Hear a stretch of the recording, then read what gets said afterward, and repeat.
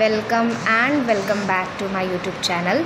तो आज जो हम लोग पढ़ेंगे वो पढ़ेंगे multi product form without advertising. ठीक है, बॉमल सेल्स रेवेन्यू का multi product form without advertising वाला जो है हम लोग कॉन्सेप्ट जो है आज हम लोग पढ़ेंगे। ठीक है, तो इसमें क्या है, ये बहुत इजी सी चीज़ है। ठीक, अगर आपने सिंगल प्रोडक्ट वाला देखा है तो ये भी समझना बहुत इजी है। ठीक है, होता क्या है कि इसमें जो है हम लोग अज्यूम करते हैं कि जो कॉस्ट है और रिसोर्सेज जो हैं वो फॉर्म का गिवन है। ठीक है, और वो अलग अलग कमोडिटीज़ में उस चीज़ को, उस कॉस्ट और रिसोर्स को एलोकेट करता है। ठीक है, मान लो उसके पास कुछ रिसोर्सेज होंगी, मान लो रिसोर्सेज में ज़मीन ले लो, और एक उसकी गिवन कॉस्ट होगी कि वो इतना ही पर्टिकुलर कॉस्ट लगा सकता है। मान लो वो 10 करोड़ किसी फॉर्म पर लगा सकता है। ठीक है, तो यहाँ पर ये अजम्पशन है इस multi product form without advertising का कि उसका जो रिसोर्स होगा वो भी गिवन होगा,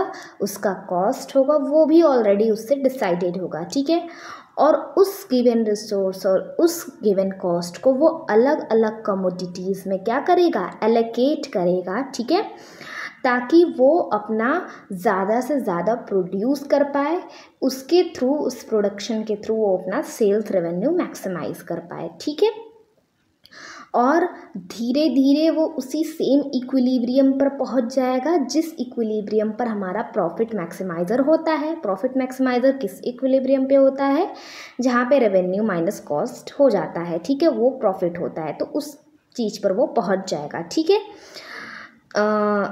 और वहाँ पर वो क्वांटिटीज़ भी सेम प्रोड्यूस करेगा जितनी प्रॉफिट मैक्सिमाइज़र करता है। ठीक है, तो अगर हम लोग इसका मैथमेटिकल कंडीशन देखें तो क्या हो सकता है कि मल्टी प्रोडक्ट फॉर्म की इक्विलिब्रियम वहाँ पर होगी जहाँ पे जो मार्जिनल रेवेन्यू होगा दो कमोडिटीज़ का, यहाँ पर del R by del X I क्या शो कर रहा है, marginal revenue of X I. ठीक है, कमोडिटी एक्स आई की। ठीक है, upon del R upon del X J, ये क्या शो कर रहा है, marginal revenue of commodity J. ठीक है, ये चीज़ शो कर रहा है। ठीक है, तो ये फर्म इक्विलिब्रियम पे वहाँ पर होगा जहाँ पे जो मार्जिनल रेवेन्यू है कमोडिटी आई अपॉन जे किसके इक्वल हो जाए, ये del C by del X I क्या शो कर रहा है, मार्जिनल कॉस्ट। तो ये मार्जिनल कॉस्ट का रेशियो शो कर रहा है कमोडिटी आई और जे का। तो कहाँ पे फर्म्स इक्विलिब्रियम पे होंगे, जहाँ पे जब रेशियो मार्जिनल रेवेन्यू दो कमोडिटीज़ का, यहाँ पर हमने सिंप्लिसिटी के लिए दो ही कमोडिटीज़ में अपने रिसोर्सेज को एलोकेट किया है, बांटा है।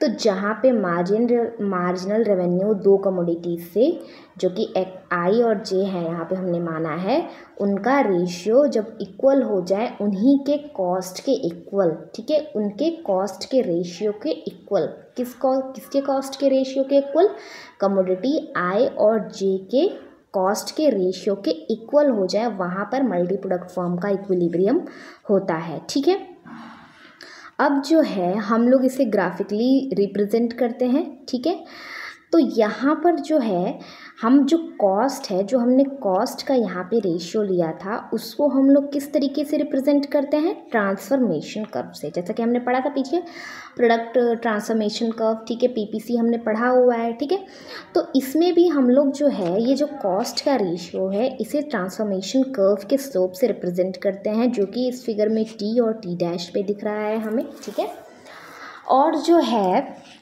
ये हमारा कॉनकेव टू ओरिजिन है, जो दिखा रहा है कि जैसे जैसे हम लोग एक्स को बढ़ाते जाएंगे, एक्स का प्रोडक्शन बढ़ाते जाएंगे, वैसे वैसे हमारी कॉस्ट क्या होती जाएगी, इंक्रीज़ होती जाएगी, और हमें प्रोडक्ट वाई को कम से कम प्रोड्यूस करना होगा। ठीक है, अगर हमें प्रोडक्ट एक्स की प्रोडक्शन बढ़ानी है तो प्रोडक्ट वाई को कम प्रोड्यूस करना होगा, और इसी हिसाब से हमारी कॉस्ट भी बढ़ जाएगी। ठीक है, अब ये जो है, जो कि हमारा R1, R2, R3, R4, ये हमारे आइसो रेवेन्यू कर्व है, और ये आइसो रेवेन्यू कर्व क्या शो कर रहे हैं, ये जो मार्जिनल रेवेन्यू के रेशियोज थे इनको शो कर रहे हैं। ठीक है, ये कॉन्वेक्स टू ओरिजिन है। ठीक है, क्यों कॉन्वेक्स टू ओरिजिन है, क्योंकि हमारा डिमांड कर्व फॉलिंग होता है, ये शो कर रहा है कि हमारे अलग अलग कॉम्बिनेशंस रेवेन्यू के, ठीक है, कि हमें जितने भी कॉम्बिनेशंस ले ले एक्स या वाई कमोडिटीज़ के, हमें सेम रेवेन्यू मिलेगा, ठीक है। तो ये चीज़ है, जितना हमारा आइसो रेवेन्यू कर्व हायर होगा उतना हमारा टोटल रेवेन्यू जो अर्न करेंगे हम वो भी क्या होगा, हायर होगा, ठीक है। तो ये है कि slope of iso revenue curve equal to marginal revenue of X upon marginal revenue of Y, ठीक है।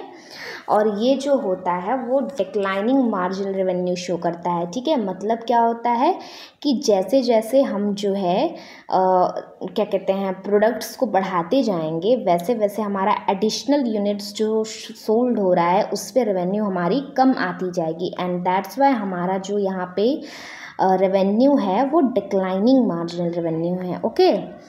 तो ये चीज़ हो गई।